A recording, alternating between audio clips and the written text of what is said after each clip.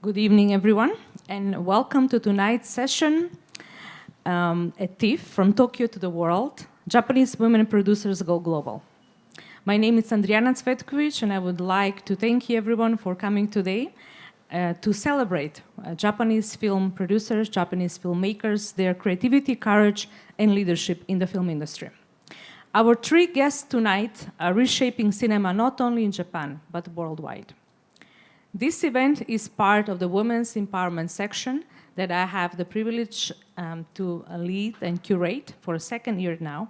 And I would like to thank all of you, the audience, the media, and also the TIFF's leadership, and our partners and sponsors for supporting and believing in this vision as we bring stories made by women for the world to the audience in Tokyo. I also would like to to announce that today's session is part of the events that we organize at TIFF.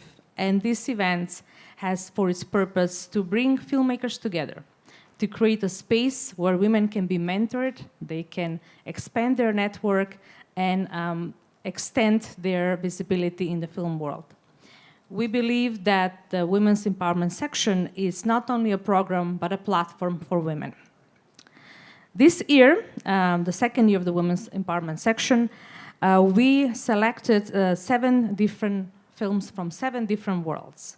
We have movies from Japan, Hong Kong, Turkey with the Afghanistan story, then Canada with a story about Tibetan community, then Spain, Egypt, and of course 2 movies from Japan. Each of these movies that we selected open new worlds, talk about taboos from a female perspective, and allow us to see the world through the eyes of the other. Before we begin today's session with the wonderful producers from Japan, I would like to share some messages of the film directors whose movies have been selected for this year's Women's Empowerment section. However, some of them were not able to join us in Tokyo now. So please play the video. ビデオ流してください。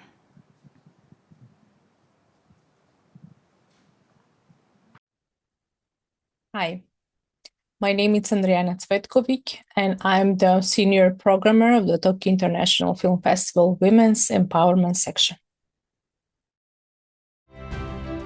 ウィメンズエンパワーメント、女性監督と女性の物語を主役に据えた部門。今年は移民、10代の恋愛、障害、児童労働、紛争、避難、そしてキャリアと母親業の両立といったテーマを通じ、世界の真の多様性を力強く伝えます。Every story begins with a voice, and sometimes it took for far too long for these voices to be heard. And that's why at the Tokyo International Film Festival, we created a new section, Women's Empowerment section, to give a voice and to give a stage to stories told by women for the world. 佐藤さんと佐藤さんを監督した天野千尋です。この映画は仲の良い2人の夫婦が、すれ違ってぶつかって別れるまでの15年間を描いた作品です。今回東京国際での上映が日本で初めての上映になるので、緊張しますがたくさんの人に見ていただけたら嬉しいなと思っています。今回ウィメンズエンパワーメント部門に選んでいただいてとても嬉しいです。ただ私としては女性が映画を作るっていうのをあえて取り上げたりとか、エンパワーしたりっていう状況がなくなるような、業界だったり社会になることを願っています。Hi, greetings from Turkey. I'm Gözde Kural, director, writer, and producer of Cinema Cezire. The core of the film is when the system starts to decay, women's and children's rights are the first things sacrificed. This mirror shows how corruption destroys both genders. As a woman filmmaker, one of my biggest challenges is the expectation that women should tell certain kinds of stories, usually gentle, emotional, or directly about women's suffering. When you step outside that box, when your vision is darker or more complex, you face questions and a lot of judgments that would never be directed at a male filmmaker. 映画乱反射監督の野本梢です。この乱反射という作品は20代の女性が突然排卵障害と診断され、彼氏や友人と溝が生まれ、でもその一方でたくさんの人に支えられながら自身の疾患と静かに向き合っていくというお話になっています。女性の体を描いた作品ではありますが、性別関わらずたくさんの人にご覧いただきたいメッセージが含まれていますし、一人の友人に向けて撮った映画になっております。ぜひ劇場でご覧いただければと思います。Konnichiwa. My name is Sarah Goher and I am the director of the Egyptian film Happy Birthday. I am so excited to share this film with you at the Tokyo Film Festival under the Women's Empowerment flag. And I cannot be more elated to share this very personal and I feel very important story with all of you. These stories challenge us to see the world in a completely different perspective and show us how truly diverse it is. And that's why I invite you to listen and to see these stories, share them with the world. Because when we all do, and when women make movies, the world begins to change and our collective consciousness is uplifted. Thank you.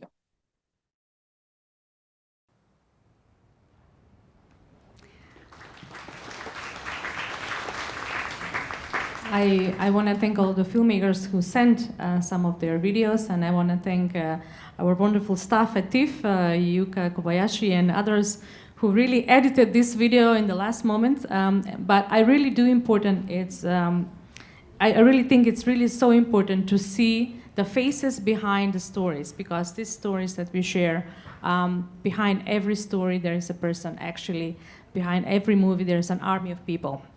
And before we go into our session tonight, I would like to take a moment and to honor some female producers who paved the way.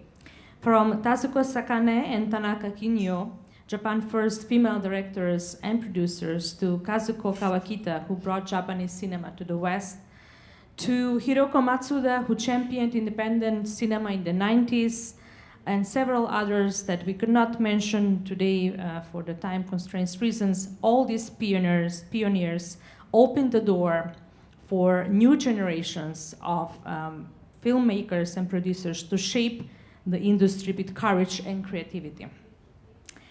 And finally, joining us and joining me tonight on the stage are three remarkable Japanese producers, each with their own unique journey and contribution to cinema.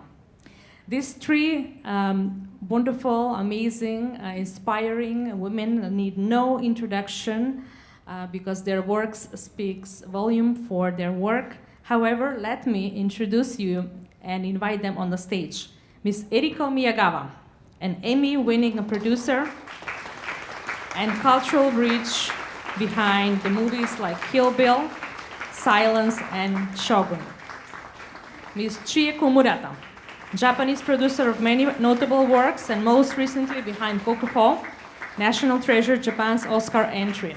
And Ms. Eiko Mizuno Gray, CEO of Loaded Films, who acclaimed films Plan 75 and Renoir, both honor being on a Cannes Film Festival. And she is one of the champions of Japanese independent cinema. Thank you all for coming today. Thank you. Before we start with the more serious business talking about the film production business side, I would like to start with something more personal. What were your journeys into the film production? We often, when we see a movie, we know a lot about the actors, the directors, sometimes about the writer, but we rarely hear the story of the film producers. And film producers are the architects of the movie behind the scene, from the idea, from the inception, to developing the story, the script, to putting the people together and making the magic happen. So my story as a filmmaker as well started a long time ago. I did my film studies in Bulgaria. I did my PhD in Japan, in Nihon University. And I can say as a woman, it's never easy. There's no shortcut. And the journey is really paved with a lot of challenges. So I would like to ask you, what was your personal journey that shaped you who you are today? And I would start with you, Eriko-san. Thank you so much for having me today. It's such an honor to be sitting down with my idols, and thank you. It's an honor. Thank you. Yes, my journey, I think since I was a kid, I've always loved film and TV, and especially I traveled a lot when I was a kid, and for me, I understood that film, stories have power to connect people through this shared experience, and I think I've always been drawn to that. So, first job out of college, I was an interpreter on set of Kill Bill Volume 1, which was shot in Beijing, China in 2002. And like what you're just saying, I didn't know anything. I knew there's director, there's actors. I assumed there's camera people, but it was way more than that. I know there was just, I couldn't believe how much work it was to create each shot, and the chaos of it, and how hard it was. And I fell in love with the process. For me, it was really, it meant a lot to understand that not just the product itself, but the bridging happens in the process. And and that was such an enlightening moment for me, and it really solidified my dreams and just what I wanted to do. And was there any impact from working with Tarantino, of all people in the world, that you fell in love in cinema? Impact of Tarantino? Well, on you as a person that you decided, I'm going to pursue filmmaking as my career from now on. Yeah, no, sure. But I think it's a gift on a curse, because he's a genius, and I feel like maybe I could have been a director if Tarantino was not my first job, because it's like working for him, I know I don't have this, there's no way I could ever do that. But I thought maybe I can, I love to facilitate things. I want to be part of everything, and I want to know everything. So for me, producing just felt naturally to me. So we're so lucky and so blessed that you get that opportunity and that you decided to take that path. Yeah. Thank you. Well, I have millions of questions only on this topic, but I would like to ask also Eiko-san about your beginnings and your journey into the film industry, especially as a woman producer. First of all, thank you very much for having me today as well, and I'm very happy to be here. And my career in the film industry, I always told, or I thought that maybe I will never be able to make money in the film industry. So I started working as a volunteer at the Toronto International Film Festival on the side of my regular work. But somehow I started becoming a professional film publicist at the Toronto International Film Festival. And then while I was publicizing the Japanese cinema coming to Toronto and other film festival outside of Japan, I was publicizing. I just wanted to start see the whole process of the filmmaking from the beginning till the end. And then I was not sure what is that position is, and I was asked around, and then someone told me, then you better become a producer. And then I wasn't really sure what the producer does, but I thought, okay, if I can see the whole process from the beginning till the end, then that must be what I should try. And then I started set up my company with my husband, Jason Gray, producing partners, and then I started producing. Fantastic. Thank you very much for sharing that. And how about you, Chieko? What was the first dream of you becoming a woman in the film industry, and was there any challenge, especially in the Japanese ecosystem of the production, especially the studios and all that dynamic? Okay, so first of all, thank you for inviting me, and it's great to be able to talk with two talented female producers, both friends of mine as well. We haven't seen each other for quite a while, so it's nice to be connected. For me, I think I started out of loving film since I was elementary school student, and I grew up watching Hollywood film. So I was actually didn't have a lot of chance to see Japanese film when I was young. So when I was in high school and college, it was the time the independent American cinema was in its peak. So after graduating university in Japan, I still wanted to study film, so I decided to study in the States at the film school. And at the film school, I did basically everything from writing to directing to acting to DOP and editing and photography. And I was not good at any of it. So I have the job that it was left was for me to produce. So so as a they student, say those who cannot act, they direct. But I guess those who cannot direct, they produce. well, that's at least a joke, right? No, but I think that's how it is at the film school in the States. So I was doing fundraising, securing locations, and buying food for the crews, and when I was in university. After graduating, I was thinking about going to graduate school to study more because I always was interested in business side of the film. I've never thought of producing or doing anything on set, but I had a chance to do an internship at Sundance Institute in 2000, I think from 2001 to 2003, because at the time Sundance was trying to go more international, and they were doing this program called Sundance NHK Award with an NHK in Japan.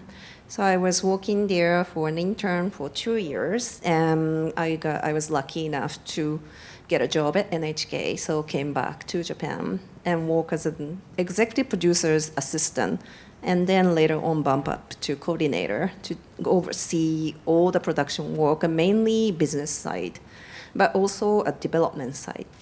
So as like Eiko-san said, I learned as an assistant and as a coordinator from the scratch, from fundraising, script, casting, and then shooting, finishing the film festival and distribution and broadcasting.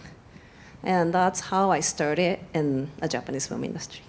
Wow, fascinating. I can imagine all three of you can speak for hours only on this part of the journey, which is, I'm sure, very inspiring for all young filmmakers to see what were your beginnings.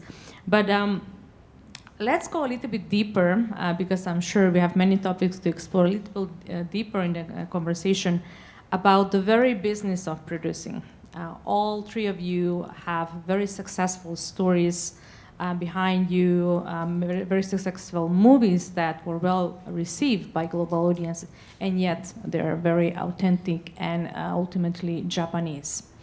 I will start with Eriko-san to share some of her wisdom of what makes a story travel, and also what makes a person, notably a producer who works in the Hollywood system, what makes that person a valuable asset for the production set, especially navigating and managing the different cultural expectations and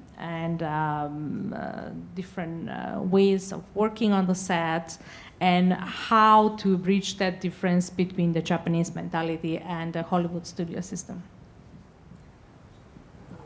That was like 5 questions.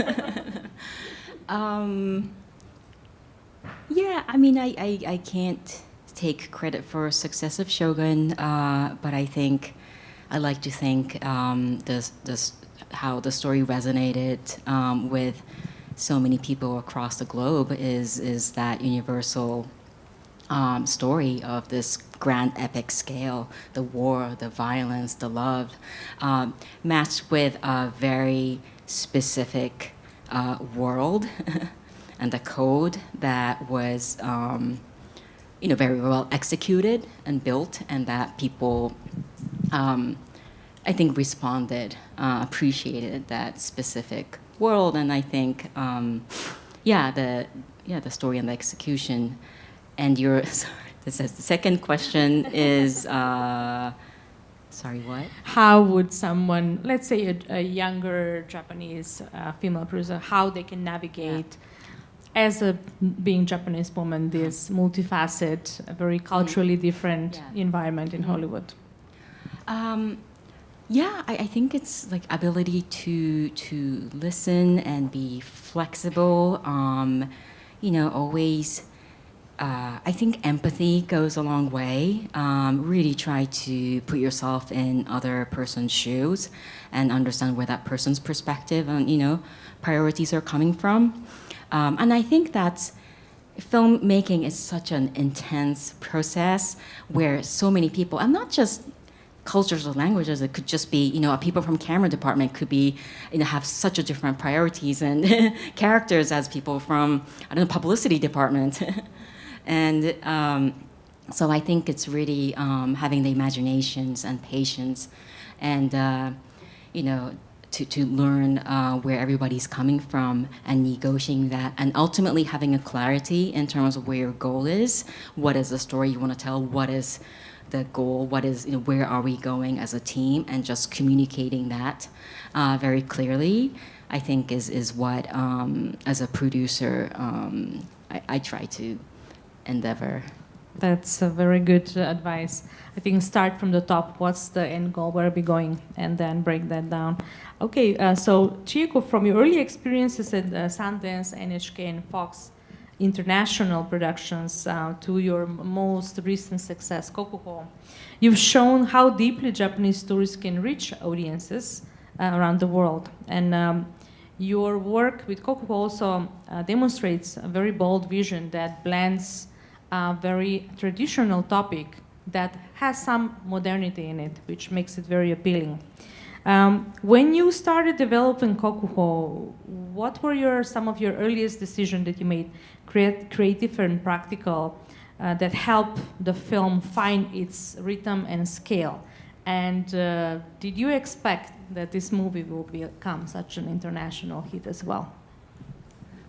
Well, I think it's same with Eriko-san, that I cannot take credit with of the film's success or even the film's creative. It's all up to the directors and the crew members, the scriptwriters, and our great actors.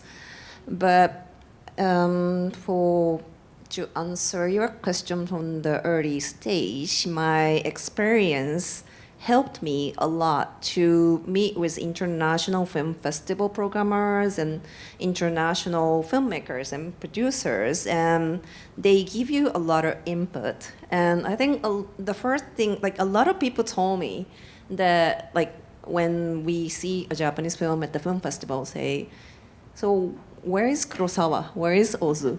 Where are all those films that was glanned in the past? What happened to the Japanese cinema? And true, no more big epical stories that conquer the world. So I've been like thinking about that question for over a decade, like why there is no film like that in Japan right now.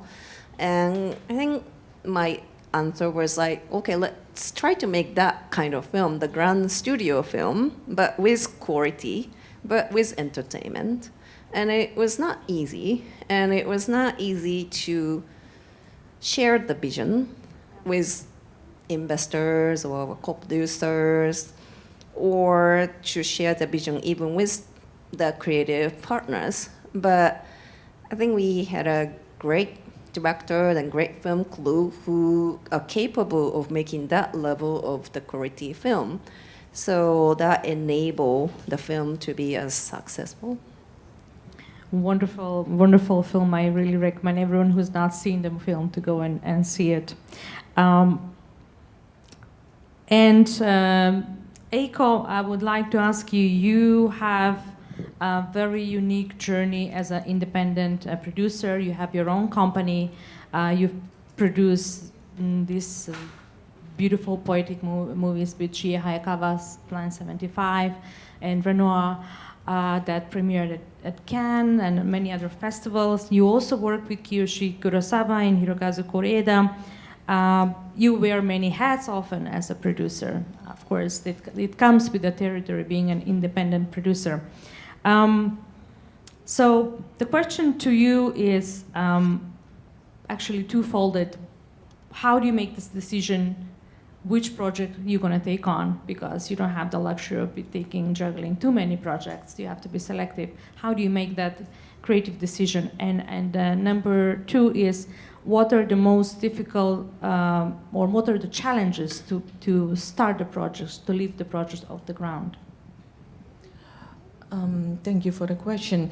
First of all, yes, I run an independent company, so I don't have many slate is not that huge, so I have to be very selective. And as someone who produce auteur-driven film, I really have to align with the creator, filmmakers. So understanding that the creator's vision and mise-en-scène and then storytelling, if understanding them and then also make a great relationship with them is very important to me. So first, I will try to get know those filmmakers just more than their creative ability. For me, getting know them as a person and a filmmakers, and then if we can align with their visions and then storytelling, then I will go for it with them. And then I think a producer, somehow people think the filmmaker, director has to have a vision, but the producer has to have a vision if we can align with, and that's very important, I believe. So if my vision come from their story, or a vision can give me the it make me feel like I want to align with them, then I will go for it. And then the second question is, sorry. The second question, what is the most difficult part of taking a project off the ground? Which I will connect to what were some most effective entry points for you, such as funding programs or co-production markets or training labs that help you support your work as a producer?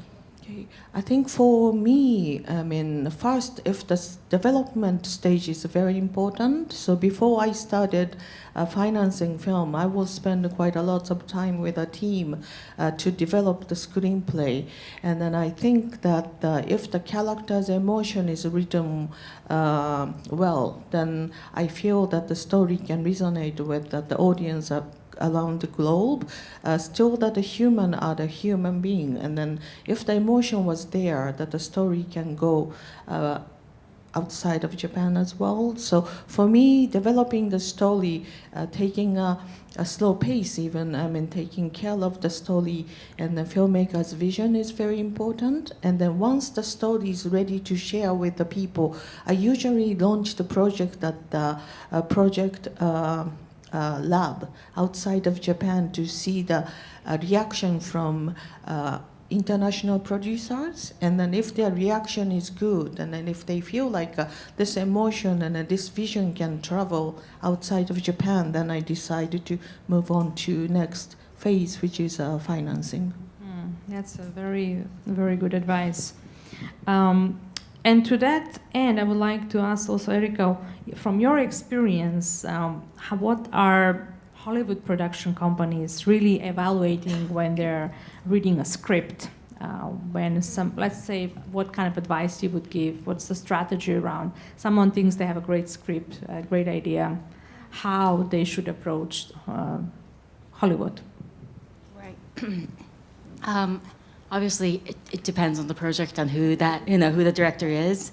But I think and also what the climate is, what the climate is in Hollywood. It has ups and downs. But I think especially for up-and-coming writers or director, packaging is very important.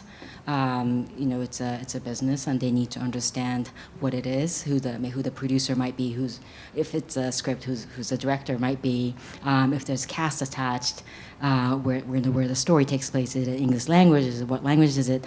They need to have a very good idea of what it is. So I think. Building a strong package is critical. Would you say the story is one of the most important things, or having stars attached, or it's really the balance of all of that? It's really a balance, but the story is one thing, but execution, like how the script is, and if there's a voice, the unique voice behind the screenplay, if there's a talent, I think. There's so many stories, and there's so many similar stories. I think it's all in execution. And how can you get the attention of producers? That's What's the question? What's the strategy like? How can you get the attention of bigger production companies if, let's say, production companies from Japan are approaching Hollywood? I think you answer mostly. I think it really depends on what it is. If it's a Japanese production company, I think it depends on what you're looking for, and what you already have, and if it's also like if it's an organic collaboration. Like I think a lot of the times, what Japanese companies are pursuing is sometimes a bit forced. I think it has to be have a strong reason. That makes a lot of sense. Okay, so I would like to ask Chieko about in your Japanese reality of ecosystem, how do you choose which stories you bring to screen? Obviously, you have a different starting point. I think what differentiates me from Eriko-san and Eiko-san is that I'm a company employee in Japan, so I work for a company. So I will make film or TV show that will make money for my company. So I think that's the basic point that I need to cover. But I've been working for a company, different company, but still working for a studio or a company most of my life. And I've learned that as a company employee or studio executive, what to bet is the most important. And same with what Eriko-san said, it could be a story, it could be a talent, and talent is very, very important because this business is all about putting money into talent. So if you can believe in the talent, you bet. If you win, that's the most happiest thing. So, but still, it's a package in that way, because if there is an amazing talent, but the story doesn't champion the talent, it's not going to be successful. So it's all about determining if the story will shine the talent or not. I guess it's a package and talent, and also a leap of faith on the side of producers, because I think all of you made these wonderful movies because you believed, and even sometimes when nobody believes, you have to be really believing first, to be the one believing in yourself. I would like now to talk a little bit about mentorship and mentoring, because one of the reasons also we do this kind of talk session is to inspire the next generation of Japanese and, of course, worldwide filmmakers. I would like to ask you about your experiences. Who were your mentors early on when you were starting? How were they shaping you, and how are you looking at mentoring younger generation now that you've, in a way, reached top? And I know every professional, they never think they've reached the top. It's always a journey. But I would like to ask you, Eiko-san, especially you are navigating both the creative and the business side of the filmmaking. And who were your early mentors, and are you interested in mentoring younger female directors? Sure.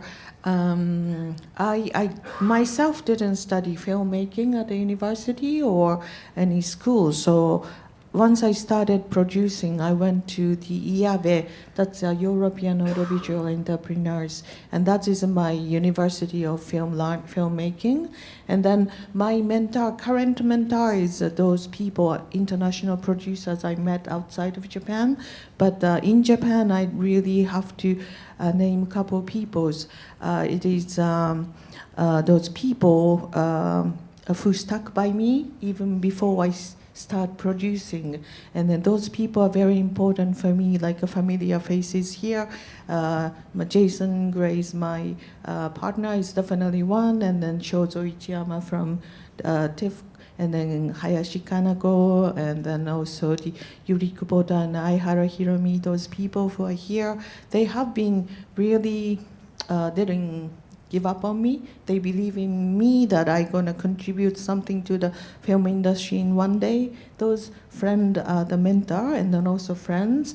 And then currently I'm quite open to talk about my experience, and then because those people supported me, so I want to support back to that young filmmakers, and then I'm open to share my experience, bad and good one, not only good one, and then openly talk about it. So I take those workshops and then those public talks and then try to be open about it.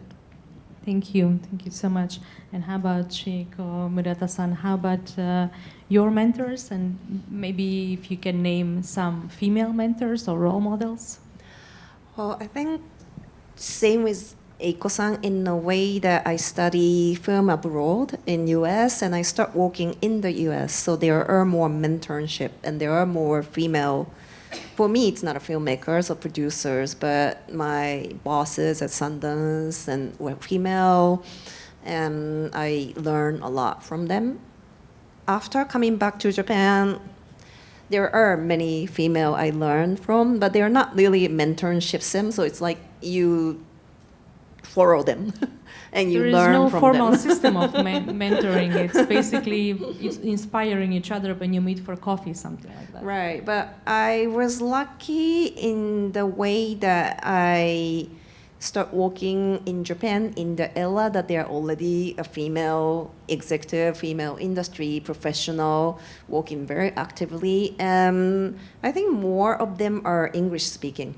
Actually, so English-speaking background definitely helped for me to get connected to those people and also for those amazing female leaders. So if I would recommend someone younger than me, I would say start learning language. It doesn't need to be English, but any language that will make you, I think, yes, expand your world. It gives you also competitive edge. Yeah, thank you.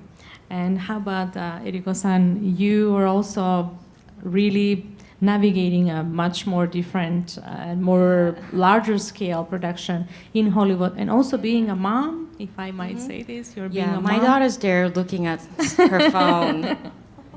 Hello. Hi. Well, she's adorable, and we're really our youngest audience tonight. One applause for her. Yes. You have amazing mom. So, who were your mentors or supporters? Did you encounter some of them? Yeah, I wish. I mean, I remember dreaming of becoming a sort of Hollywood type producer who's creating this big global movies, and I remember feeling a little crushed in my 20s where I couldn't kind of see my career path. I'm not American. I can't just move to Hollywood. Japan wasn't.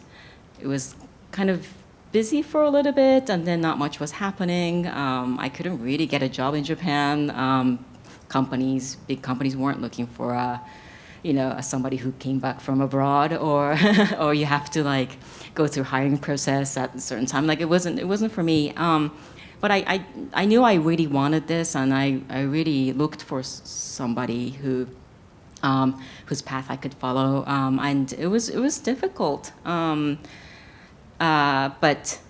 you know, like I kept at it, and I think I realized that I don't have to find the one. I can always find advice and ideas and inspiration from anybody. And often our children are our best mentors as well. They really put things in perspective. What is important in life? Yeah, it's true. Well, thank you. And just before we go to the Q&A session, I just very quickly would like to ask you, because one of the reasons of this festival, this program that we have, this talk session, is to move the ball, to move the needle in favor of women in the film industry, especially in Japan. Of course, every country have their own issues, but for a person I've been in Japan for 25 years, I would really like to see things improving. I would like to ask you just briefly before we go to the talk session, what maybe you can name one or two things, what kind of things maybe, I don't know, the government could do, institutional film productions, or just filmmakers themselves, what we can do to improve the situation on the set or in the industry for women filmmakers. Who would like to go first? Eiko-san. Just from producer's point of view, I just try to encourage the female producers or director to focus or just try to tackle on the story. It doesn't need to be a female story, but a female voices from female point of view. I mean, there are great story in films. But sometimes those female perspective was not depicted from women's point of view. And then I like working with the female directors or producers to follow those voices. So that's what I try to do. And then when I look at the industry, probably in Japan, not only film industry, but in Japan, that the gender equality balance is still challenging. And then, so it's not easy for female to be a producers and entrepreneur as an independent company like I do. But so probably young upcoming female producer feel like early career feels like things doesn't move ahead so easily, but just bear with it. I mean, sometimes just at the beginning seems not move forward, but it is moving forward. So don't need to be always negative about it. Just it's gonna happen, and then people, those senpai, be around, and then just female can help each other. I feel just try to be positive about it, and then also as a female, I always try to protect yourselves as well, like contractually, and then. System-wise, I mean, we can always not rely on to only the bigger corporation, or when as an independent entrepreneur, I mean, try to make a contractually option with the filmmaker. So try to be delegate producer on the project, so you can keep working on that. Your filmmakers' voices until from the beginning to end. That kind of small things, but you can protect yourself. And then, as Chieko-san said, other thing is, I mean, you can, I think, learn English is, as a producer, probably it is quite good to widen your possibility. And then, I mean, not only depending on the government, but also from ground. I mean, we can work on it, I feel. I don't know. Is that answering your question? It's really packed with many good advices. Thank you so much. Eriko, what do you think? How about, I'm not going to let you go easy on this. How about what production companies can do, maybe bigger production companies, in terms of providing childcare support on set? How do we compare, Japan compares to other countries? What kind of maybe other subsidies for women, especially for development, film development, project development, can be there in place? What other some practices you've seen? I mean, anything that you think, I think maybe these few things, it might even sound like wishful thinking, but yeah, something that we can do. Well, for me, because I work for a company, I'm very thankful. It's not only women supporting women, but we need men to support women too. And in my company, I think the support has given. So empowering women is one thing that we all need to do. Absolutely agreeing. Right. And I try to do for the younger generation as well. But in terms of support on set, well, I visited Eriko-san when she was on set and in China. And I think, oh, it was not you. I think it was you. Yohei-san. But yeah. I think and then I heard story from your set in Vancouver and in New Zealand that basically the childcare was taken care of by the production, and you could bring your family to set, and that we cannot do in Japan. As a producer, if I was discussing with my female director that if she wants to do this project, she will basically need to bring her kids or to have a nursery, and she needs to work only a certain hour per day. That's a perfect idea. Maybe subsidies to production companies led by the government to subsidize childcare on film set. Well, because for a production company, basically it say if we hire a female on set, it increase the budget. And that's a difficult decision to make, and we don't have the luxury of making that decision as a company right now. So yes, if the government could subsidize it, it's great. But if we say like, so does it increase anything? Does it improve anything? I think we need to wait for a very, very long time. But in the future, I think it will. So we need to start by those small steps. I think working hours is a big first step to look at. For example, when I worked on season 1 of Shogun, we always aimed for 10 hour a day for camera, within 1 hour for lunch, so that's 11. Sure, we went overtime often, 12, 13, but that's sort of, I'm a single mother, I brought 2 kids, but that meant that was good to know, and I had a good chance of seeing them in the morning or at night. And also Saturday, Sunday was always off. That was sacred. Bank holiday, national holiday was off. So when my kids were not in school, I could spend time with them.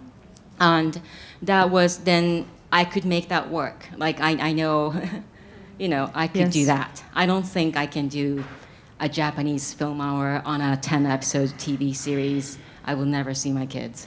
No, as a mom myself, I'm also a mother of an 8-year-old boy. I can say that's like the red line. After a while, you realize you cannot have everything at the same time. You can have everything, but maybe not everything at the same time. But if the system, the infrastructure changes a little bit about this, so it gives us an option, maybe more women will feel encouraged to either go back after childbirth sooner to making movies or being on the set, or they maybe even not even stop for a long time. So I hope someone relevant is listening, so we can at least encourage people in this area to take meaningful steps. Thank you so much for all of these wonderful, wonderful advices. And since we are 10 minutes, actually 12 minutes before the end of our session, I would like to open the floor for questions from the audience. I would like to ask you to raise your hand, and you can ask your question either in English or Japanese. There will be interpretation. And our guests can answer also in English or Japanese the way they seem. But please also introduce yourself.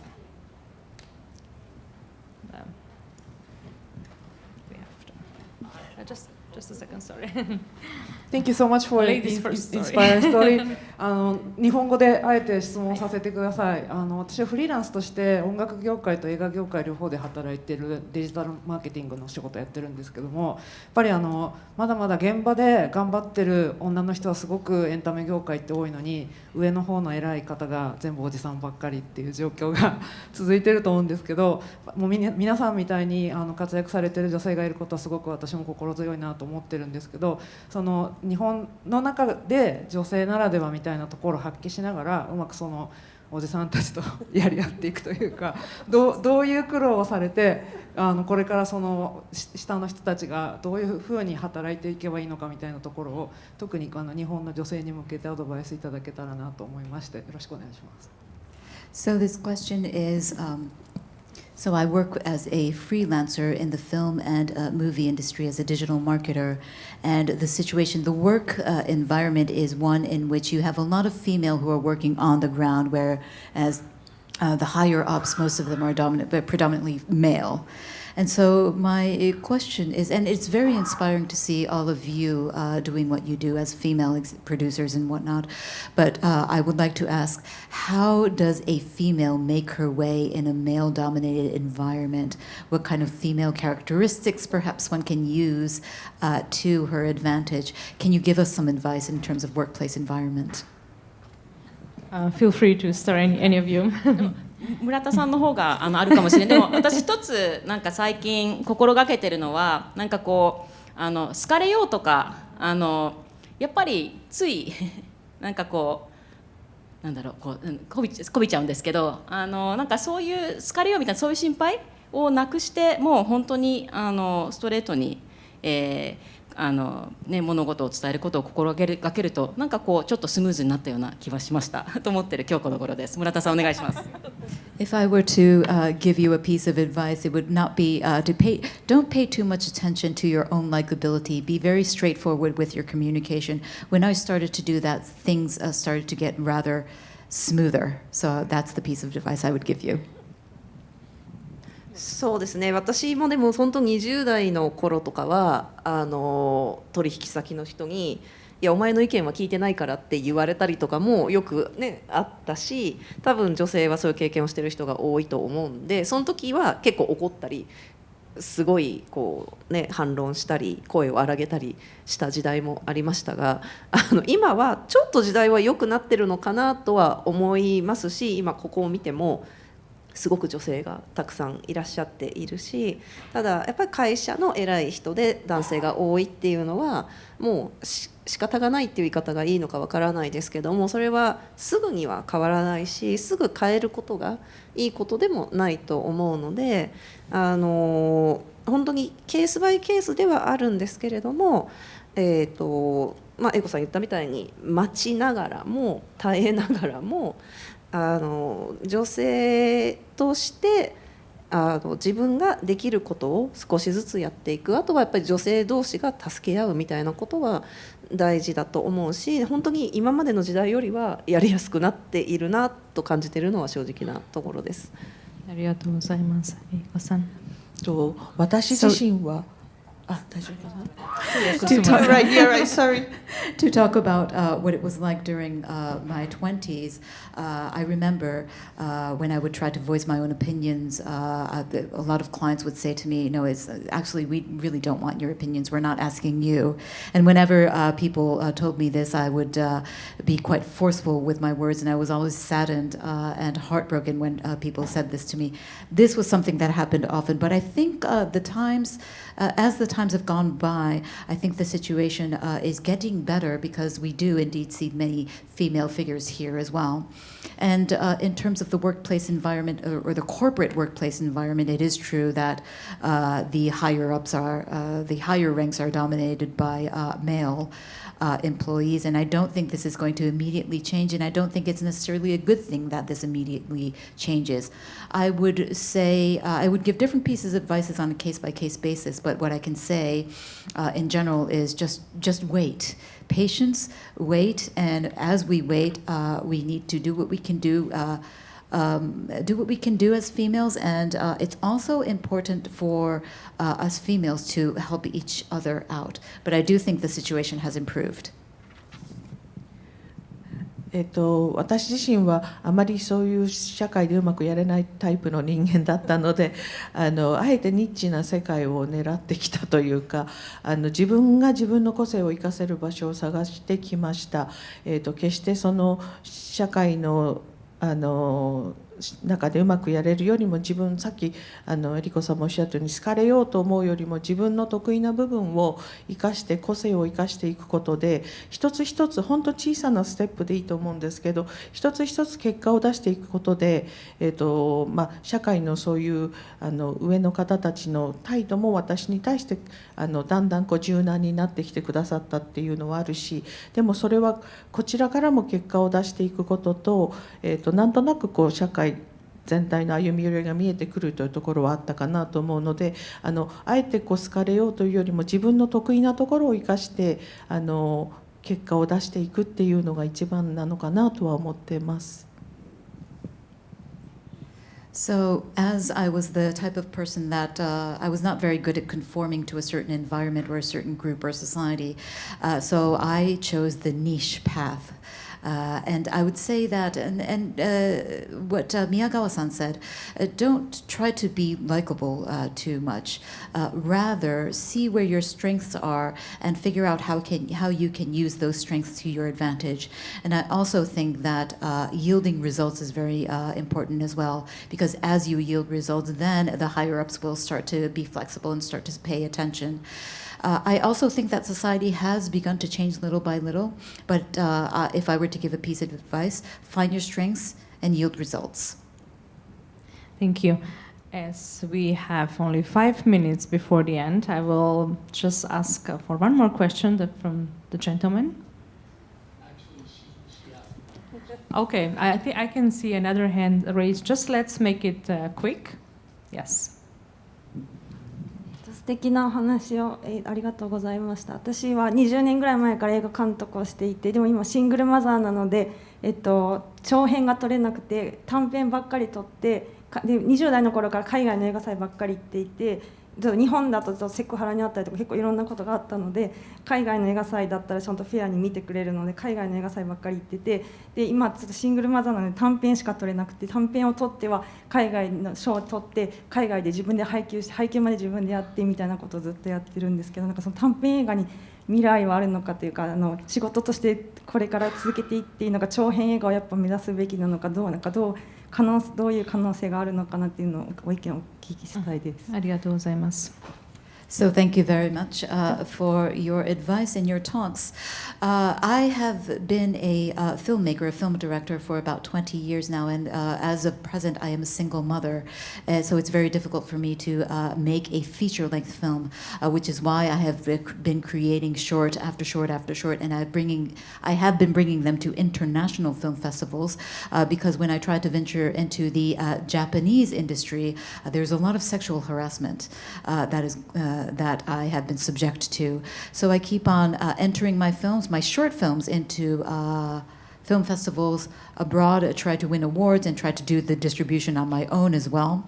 And I'm just wondering, is it important to try to make a feature film? Is there a future for short-length films as well? Maybe Eiko-san can answer that. Thank you. ありがとうございます。私が、監督と長編に挑む前に見るものが短編です。それは監督が持っているミゾンセンであったりその物語にどうをデリバリーしているのかとかそういう短編を見ることで監督を知ることができるんですね。で今ここに来てくれてる今ベトナムの監督とも私は今短編を作ってます。それをすることで長編につながっていくと思うし早川千恵監督とやる時も短編を先に作りました。すごくリレーションシップを作っていく上で大事なプロセスだと思うし短編から生まれる長編はあると思うのですごく短編ってディストリビューションにつながるというか日本では難しいことですけれども監督の力を見せるすごく大事なツールだと思うのでそれを武器にぜひ子育てが落ち着く時であったり社会が変わってきた時に絶対その短編は長編を作る上で力になると私は見てプロデュースする時に監督と仕事してます。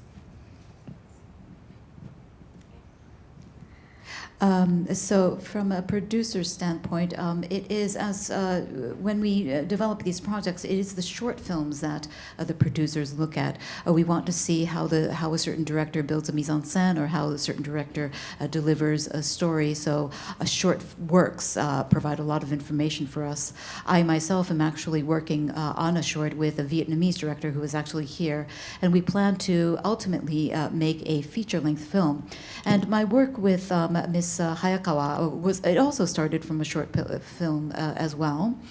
And I think it is a very important, I think short films are very important in building the relationship. It is an important part of the process in building the relationship between producers and creators. So distributing a short film might be very difficult in the Japanese industry, but I think these are very important tools that will be able to showcase your strengths. So once you are done with child rearing, and if the society changes a little bit more, I would say continue making those shorts, because when that happens, then it will connect to, or then it will allow you to embark on your feature-length film. I believe Eriko would like to add something. ご苦労様です。本当にあっという間に大きくなっちゃって、思春期に入ったら全然一緒に遊んでくれなくなるので、きっと落ち着いたらたくさん長編も短編も作ってください。So a piece of advice from Ms. Miyagawa, child rearing ends in the blink of an eye. Once they are teenagers, they won't spend any time with you. So when that happens, I think you will be able to embark upon your feature-length film. So just keep creating shorts and feature-length nonetheless. Thank you very much. Unfortunately, we have come to the end of this session today, and I would like to thank so much Eriko-san, Chieko-san, and Eiko for their really amazing talk, their honesty, and most of all for their curiosity to explore the career that they took, and they can inspire us all. I want to thank you also for coming today, and let's give a big round of applause for our guests. Thank you.